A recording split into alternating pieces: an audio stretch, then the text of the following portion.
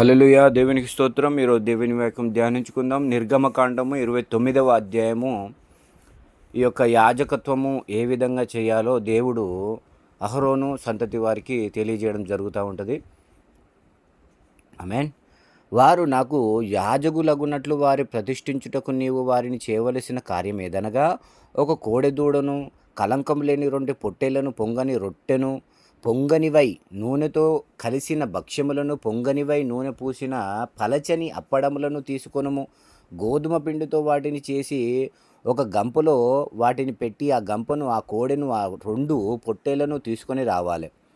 మరియు నీవు అహరోనును అతని కుమారులను ప్రత్యక్షపు గుడారం యొక్క ద్వారము దగ్గరకు తీసుకొని వచ్చి నీళ్లతో వారికి స్నానం చేయించి ఆ వస్త్రములను తీసుకొని చొక్కాయిని, ఎఫోదు నిలువుటంగిని, ఎఫోదును పతకమును అహరోనుకు ధరింపజేసి ఎఫోదు విచిత్రమైన నడికట్టును అతనికి కట్టి అతని తల మీద పాగను పెట్టి ఆ పాగ మీద పరిశుద్ధ కిరీటముంచి అభిషేక తైలము తీసుకుని అతని తల మీద పోసి అతనికి అభిషేకించవలను. మరియు నీవు అతని కుమారులను సమీపింపజేసి వారికి చొక్కాయిలను తొడిగింపవలెను. అహరోనుకును అతని కుమారులకు దట్టిని కట్టి వారికి కుల్లాయిలను వేయింపవలెను.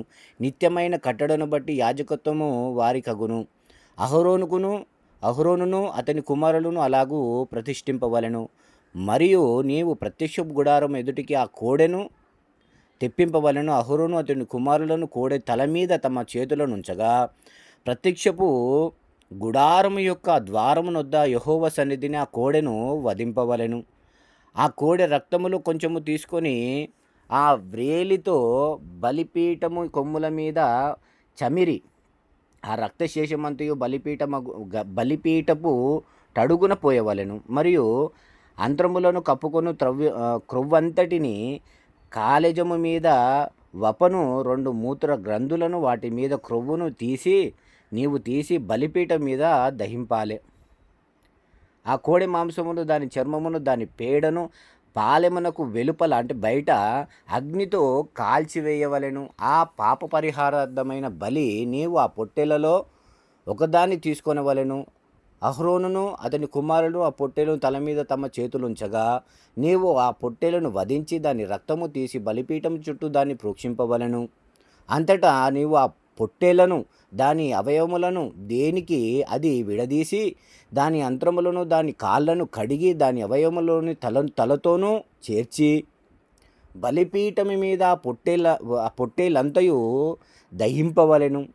అది యెహోవాకు దహన బలి, యెహోవాకు ఇంపైన సువాసన గల హోమము. మరియు నీవు 2వ పొట్టేలును తీసుకొనవలెను. అహరోనును అతని కుమారులను ఆ పొట్టేలను తల మీద తమ చేతులుంచగా ఆ పొట్టేలును వధించి దాని రక్తములు కొంచెము తీసి అహరోనును కుడి చెవి కొన మీదను, అతని కుమారుల కుడి చెవుల కొన మీదను, వాడి కుడి చేతి బొటన వేలు మీదను, వారి కుడి కాలి బొటన వేలు మీదను చమిరి బలిపీఠం మీద చుట్టూ ఆ రక్తమును ప్రోక్షింపవలెను. మరియు నీవు బలిపీఠము మీదనున్న రక్తములోను అభిషేక తైలముతోనూ కొంచెము తీసి అహరోను మీదను, అతని వస్త్రముల మీదను, అతనితోనున్న అతని కుమారుల మీదను, అతని కుమారుల వస్త్రముల మీదను ప్రోక్షింపవలెను. అప్పుడు అతడు అతని వస్త్రములు, అతనితోనున్న అతని కుమారులను, అతని కుమారుల వస్త్రములను ప్రతిష్ఠితమగును. మరియు అది ప్రతిష్ఠితమైన పొట్టేలు గనుక దాని క్రొవ్వును, కొవ్విన తోకను, అంత్రములను కప్పు క్రొవ్వును, కాలేజము మీద వపను, 2 మూత్ర గ్రంథులను, వాటి మీద క్రొవ్వును, కుడి జబ్బను, ఒక గుండ్రని రొట్టెను, నూనెతో వండిన ఒక భక్ష్యమును, యెహోవా ఎదుటనున్న పొంగని వాటిలో పలచని ఒక అప్పడమును నీవు తీసుకొని అహరోను చేతులలోనూ అతని కుమారుల చేతులను వాటన్నిటినీ ఉంచి అల్లాడింపబడు నైవేద్యముగా యెహోవా సన్నిధిని వాటిని అల్లాడింపవలెను. తరువాత నీవు వారి చేతులలో నుండి వాటిని తీసుకొని దహన బలిగా వాటిని బలిపీఠం మీద దహింపవలెను. అది యెహోవాకు హోమము. మరియు అహరోను ప్రతిష్ఠితమైన పొట్టేలు నుండి బోరను తీసి అల్లాడింపబడు అర్పణముగా యెహోవా సన్నిధిని దానిని అల్లాడింపవలెను. అది నీ వంతగును. ప్రతిష్ఠితమైన పొట్టేలులో అనగా అహరోనుదియు అతని కుమారులదైన దానిలో అల్లాడింపబడిన బోరను ప్రతిష్ఠితమైన జబ్బను ప్రతిష్ఠింపవలెను. అది ప్రతిష్టార్పణ గనుక నిత్యమైన కట్టడ చొప్పున అది ఇశ్రాయేలు నుండి అహరోనుకును అతని కుమారులకును అగును. అది ఇశ్రాయేలు అర్పించు సమాధాన బలులలో నుండి తాము చేసిన ప్రతిష్టార్పణ అనగా వారు యెహోవాకు చేసిన ప్రతిష్టార్పణగా ఉండును. మరియు అహరోను ప్రతిష్ఠిత వస్త్రములను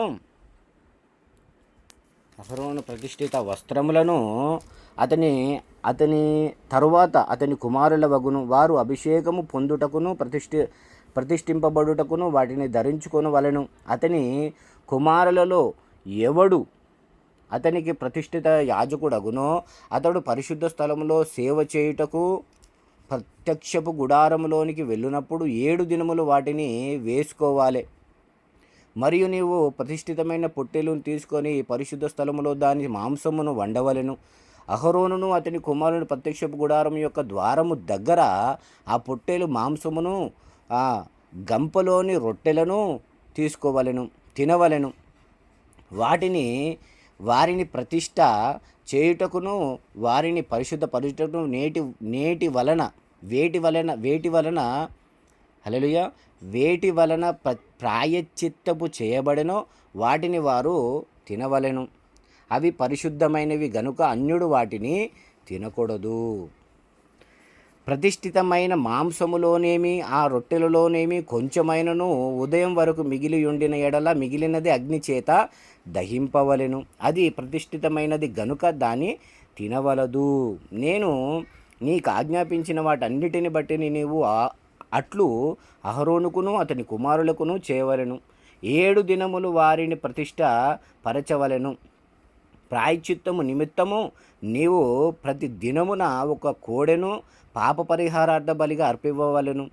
బలిపీఠము నిమిత్తం ప్రాయశ్చిత్తము చేయుట వలన దానికి పాప పరిహారార్థ బలి అర్పించి దాన్ని ప్రతిష్ఠించుటకు దానికి అభిషేకం చేయాలి. 7 దినములు నీవు బలిపీఠము నిమిత్తము ప్రాయశ్చిత్తము చేసి దాన్ని పరిశుద్ధపరచవలెను. ఆ బలిపీఠము అతి పరిశుద్ధముగా ఉండును. ఆ బలిపీఠమునకు తగులునది అంతయు ప్రతిష్ఠితమగును.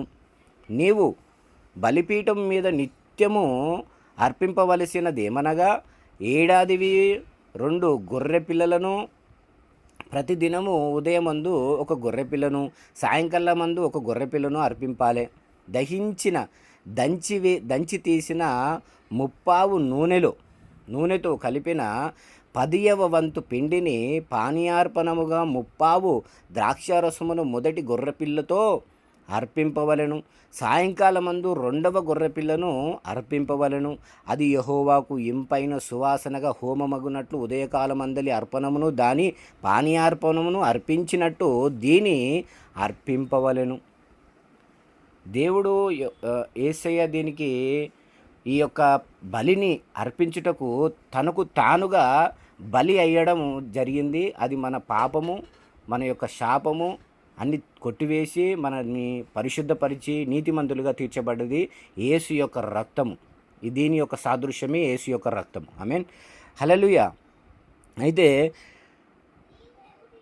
హల్లెలూయా. ఇది యెహోవా సన్నిధిని సాక్ష్యపు గుడారం యొక్క ద్వారమునొద్ద మీ తరతరములకు నిత్యముగా అర్పించు దహన బలి. నీతో మాట్లాడుటకు నేను అక్కడికి వచ్చి మిమ్మును కలుసుకొందును. అక్కడికి వచ్చి ఇశ్రాయేలులను కలుసుకొందును.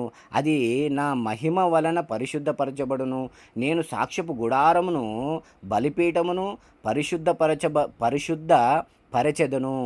నాకు యాజకులగునట్లు అహరోనును అతని కుమారులను పరిశుద్ధపరచెదను.